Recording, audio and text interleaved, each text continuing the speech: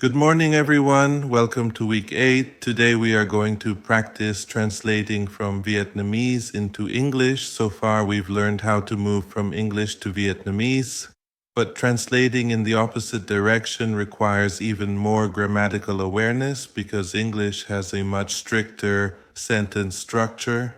When we translate from Vietnamese to English, we must think about how to build the sentence step by step, starting with the core pattern, then adding modifiers, and finally checking the grammar and logic one.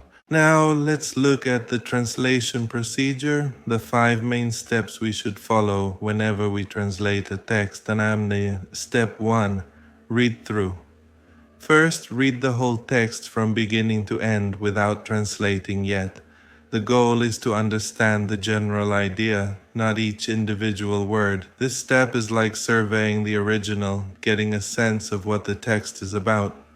Step 2, learn new words and phrases. Next, identify words or phrases that are difficult to translate, especially technical terms or idiomatic expressions.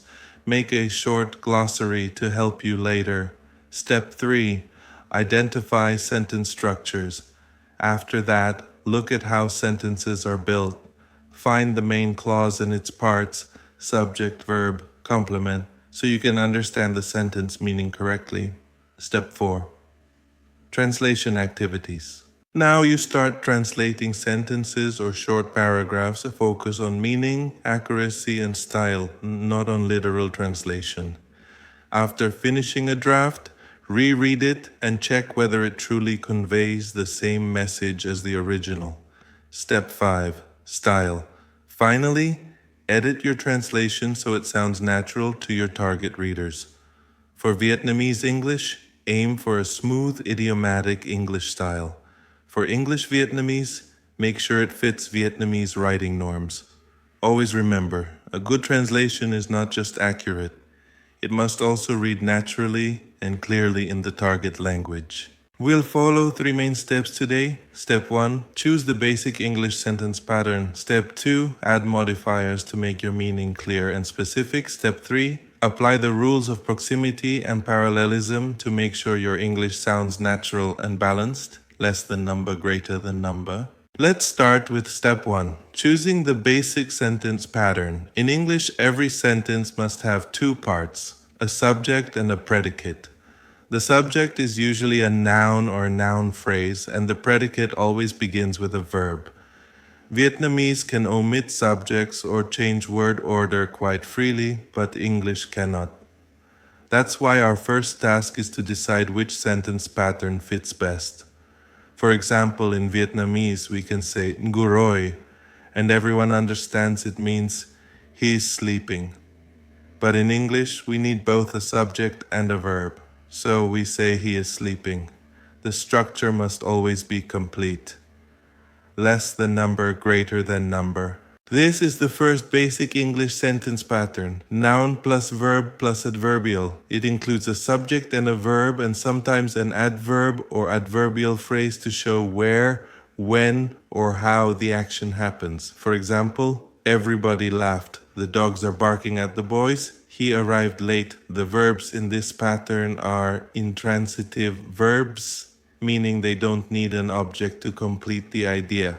So when translating sentences like an ai quoi or ko ai jen muon, this is the pattern you use. Noun plus verb plus adverbial. Less than number, greater than number.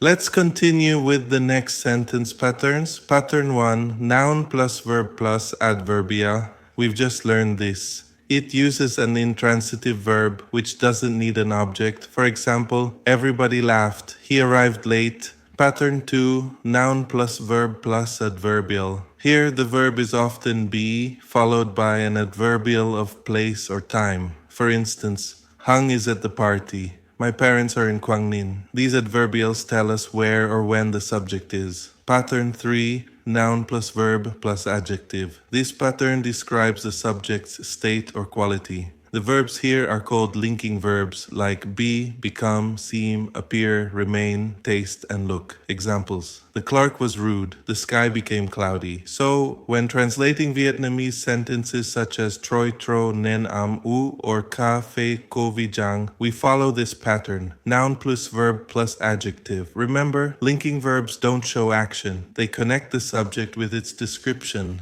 Less than number, greater than number. Let's look at the next three patterns. Pattern 4, noun plus verb plus noun. This pattern links the subject with another noun that identifies it. Example, she is a teacher, / Hung remained a secretary. Verbs like be, become, remain are linking verbs. Pattern 5, noun plus verb plus noun object. This uses transitive verbs, verbs that need an object. Example, Nam asked several questions. / his friend visited you. When the verb shows action that affects something, use this pattern. Pattern 6, noun plus verb plus noun plus noun. The verb takes two objects, an indirect and a direct object. Example, we told our mother the news. She sent me a letter. So if your Vietnamese sentence has a person and a thing after the verb, use pattern 6, less than number, greater than number. Finally, we have patterns 7a and 7b. 7a, noun plus verb plus noun plus noun. The second noun explains or renames the first. It's the object complement. Example, her classmates elected Maria president. 7b, noun plus verb plus noun plus adjective. Here, the complement is an adjective describing the object. Example, they found the machine useless. These two patterns show a change or result when the verb makes someone or something become something else. Once we have the core pattern, we can add modifiers. Modifiers make our sentence richer and more precise. They can be words, phrases, or clauses that describe another element. Let's review the most common types. Articles, a and the. Demonstratives, this, that, these, those. Possessives, my, your, his, her. Quantifiers, some, many, few, several. Numerals, 1, 2, the first, the second. Less than number, greater than number. Adjectives, a young man, a tall building. Nouns as modifiers, a history book, a glass door. Participles, a broken chair, a swimming pool. Infinitive phrases, a report to finish. And adverbial modifiers, the boy upstairs, the road ahead. Remember that English modifiers follow a fixed order: opinion, size, age, shape, color, origin, material, and purpose. Vietnamese modifiers are more flexible, but in English, the order matters. For example, we say a beautiful small old wooden house, not an old wooden small beautiful house. So when you translate from Vietnamese, always rearrange adjectives to fit the English modifier order.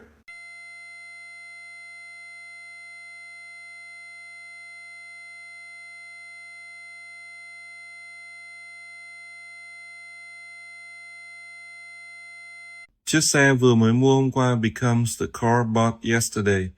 Một báo cáo cần hoàn thành trước thứ Sáu becomes a report to finish before Friday. Người đàn ông đang đứng trước cửa becomes the man standing at the door. Notice that in English, modifiers come before the noun, and phrases like participles or infinitives come after the noun. Number. Now let's move on to step 3, applying the rules of proximity and parallelism. First, proximity means that a modifier must stay close to the word it modifies. If we move a word like only, the meaning changes completely. For example, only Hung hit his classmate. Chi Hung Jan Ban, Hung only hit his classmate. Hung Chi Jan, Kong Lam Gi Kach. Hung hit his only classmate. Hung Jan Nguoi Banduin Hat Kuamin. You can see how word position can completely change meaning. So be careful when translating sentences that include adverbs like only, just, or even. Less than number, greater than number. Next, parallelism. In English, ideas that are equal in meaning must be expressed in the same grammatical form. For example, he enjoys reading and writing, or she is not only intelligent but also hardworking. Parallel structures make your English sound balanced and professional. Vietnamese can be flexible, but English expects symmetry. Less than number, greater than number. All right, let's summarize what we've learned today. When you translate from Vietnamese into English, always follow these three major steps. Step 1, identify the correct sentence pattern. Step 2, add appropriate modifiers. Step 3, check proximity and parallelism. Finally, remember that Vietnamese and English differ greatly in idiomatic expressions. Sometimes you cannot translate literally. You must transform the structure to match English logic and tone. Less than number, greater than number. All right, everyone, that's the end of today's lesson. We've now reviewed all 7 basic English sentence patterns and practiced how to apply them when translating from Vietnamese into English. Remember to review these patterns at home and try to use them in your own translations. Next class will continue with more translation practice using longer texts. Thank you for your attention today. Great job, everyone. Have a nice day and see you next week. Less than number, greater than number.